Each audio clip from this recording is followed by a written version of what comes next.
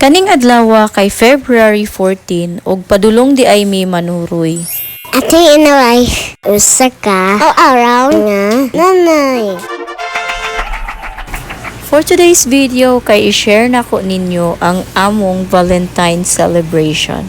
Nag-order ra di ay mi ani sa Jollibee og bucket meal og sa Alberto's Pizza. Dayon sa Boulevard mi nangaon. Naka-receive po di ay mi ani og flowers nga hinatag sa cousin sa ako ang bana. Lami na jud kayo amo ang kaon ani nga time ug nag-enjoy jud mi. Pero nikalit siyag ulan nga kusog kaayo ug kusog pud kayo ang hangin. Natablo jud mig panghipo sa among mga food ug balik sa sakyanan.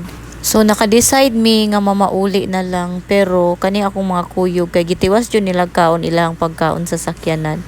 Kami, ako sa akong bana, nagtiwas mi kaon sa balay na mauli na lang jud mi guys. Happy ra pud gyapon namong Valentine's bisag ing ato kay nalingaw ra man pud. Unya lami pud ang food. Karon ra jud pud mi naing ani nga naa mi sakyanan kay sa una kalagmitan diri ra jud mi sa balay mag-celebrate. Ingani jud kaswerte ang amo ang family Puryabuyag kay nagakahiusa gyud mi ug magkuyog ra gyud pud mi bisag asa. So mao pud ni usa sa reason nga nung para nako dili ra pud importante nako nga mahatagan kog flowers, cake o chocolates ba sa Valentine's kay happy na jud kay kung nagkakahiusa rami sa ako ang pamilya og akong bana gabinuotan ra pod og nag-effort jud siya para sa amo ang pamilya.